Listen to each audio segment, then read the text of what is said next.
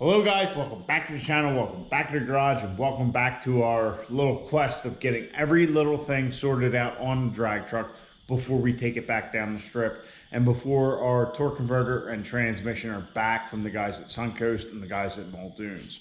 So as you guys know, I sound like a broken record, but this is the process. So I've brought you guys along with the whole build, and this is included. It's all the little stuff that you got to do to just kind of figure things out. So we found a bunch of little problems, and many of them we have addressed already, but there's still a couple hanging out there. But tonight we have one in particular we're going to tackle. So when we were on the dyno and our exhaust pipe decided to shoot towards the fender of the front clip, which is now fixed due to our dowel, the cab pretty much instantly filled with smoke. So Ryan got out of the truck when he's dying on it and said the whole truck just filled with smoke, which I attribute to, well, obviously the exhaust pipe turning, but we have these big holes in our body here. So I believe this is where the electrical connections came through for the doors, you know, for like door ajar and all that, power locks and whatnot, which honestly, now that I say that, I can't remember if this truck originally had power locks. I think these were manual locks. But anyway, there were some wires. Oh, there were like crash sensors and stuff in there. But there were wires that went through to the doors. So there's that one there. And then here on the passenger side, we have that one.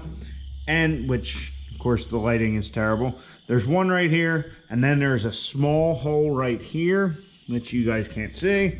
And then there is actually a couple up here that I just never filled in because you can't really see them. And I think it was when we were kind of hacking away all the extra sheet metal in the body that those holes became apparent. So we're going to try and patch all those tonight. I have a couple patch panels made up. So the goal is just to try and, you know, say our dowel fails, say something else happens, whatever.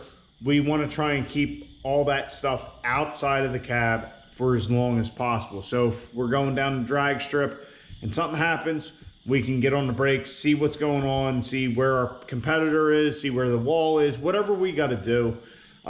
We just want to make it as safe as possible. So we're going to weld some patch panels in there. Now with these square holes like up here, this is actually a double layer. There's actually two layers of steel. There's one on the outside, one on the inside. We're actually going to weld our patch panels on the inside because the material is actually a good bit thicker, about twice as thick as this is here. That's probably one of the last spaces left on the truck where we have double the sheet metal. There's at least one more that I know of, and we're going to probably take care of that shortly. So anyway, without further ado, let's get to patching these holes so that way if something ever happens again, it's a non-issue, or it's at least, you know, it takes a little longer for the cab to get full of smoke.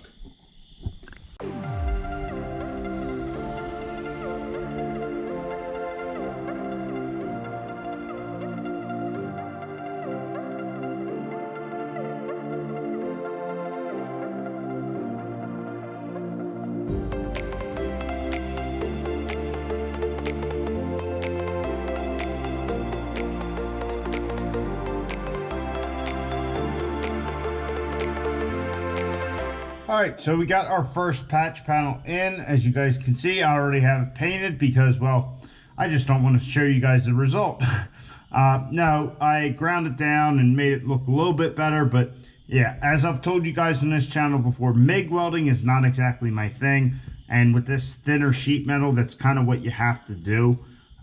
So we pushed through, got it all welded out, got it all ground down and painted, so it looks at least a little bit better. Not that anybody will ever probably see it, but yeah, that, and it doesn't help that it probably wasn't the cleanest, but all I want to do is keep the smoke out, not really worried about anything else.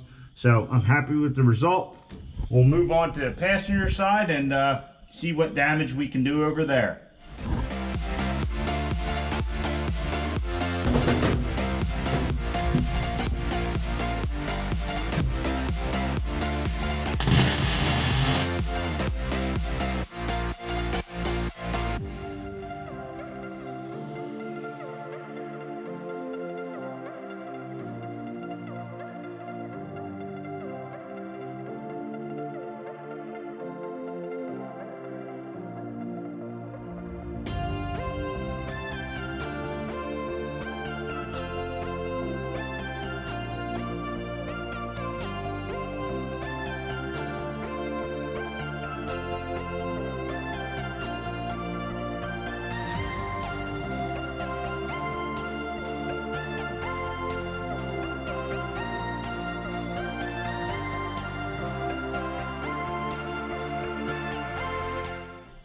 All right, so we got our patch panel number 1 and then our little round one down here done. That all went very well and good, and then it all kind of went to crap, where you can see I freshly painted. Yeah, not very happy with that patch right there. It's kind of just complete crap. Honestly, I'm not sure if there was seam sealer in there or if the metal was just getting thin, like really thin from where we had ground stuff down before. I don't know, but got that patch in and kind of did the little heat and beat method where you tack it and then hammer it in just to kind of form it. And yeah, just nothing wanted to go right in that corner. I did get it all patched up, but it's just ugly. Well, we did accomplish our goal. Some of them are better than others, but we did accomplish our goal. So guys, tonight we completed our goal, and that's about it. Honestly, the patch panels for both this A-pillar and that A-pillar, I'm fine with. That upper corner where I had a couple rivets in there just to take up space so it didn't look too bad, which admittedly, it was just kind of rushing around like, I don't have time to do this. Let me just, figure out a quick temporary solution. And tonight I tried to patch it, and I don't know if it was me. I don't know if it was like I was running in the seam sealer. I don't know if it was just the metal was that thin from all the grinding and welding we've done inside the cab. That particular corner was just a nightmare the whole time. But yeah, we got our goal accomplished. We're not going to be getting the fumes in the cab as quickly as before. We have those patch panels now in place. The look of it, yeah, I'm not stellar about. I am the first one to tell anybody I don't really try to MIG weld. It's not my thing. I've never actually learned how to do it. The little bit I do, I picked up along the way, whatever. And I do it here and there. Most of my MIG welding experience is honestly on the floor in here, because I just found with a TIG torch, as soon as I'd light off, the metal was gone. Like, I just couldn't control it. Not that a MIG's any better, but I can just give it that short blast, and it's like it surprises the metal, and like it doesn't have enough time to run away. That's just really a good interpretation of how I see through the welding shield. But all those things combined, we got a patch panel in there. It's not the greatest. It doesn't look the greatest. Nobody will probably ever see it other than me, but I'm still not happy about it. But with what we're trying to accomplish with the truck currently, getting it so everything is safe and ready to go back to the track, we're gonna live with it for now. Now, honestly, I'm hoping I forget about it and I don't revisit it, but we're probably gonna revisit that later and do a much better job, because what happened was my patch was good around it, wasn't welding very good, and like I said, it's me, the material, I don't know.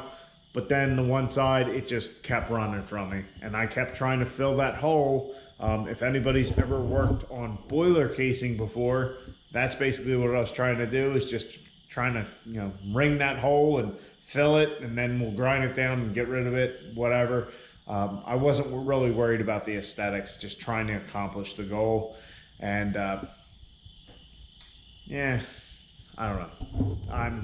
I'm happy we got it done, but I'm not happy about the result, if that makes any sense. So anyway, guys, I hope you enjoyed.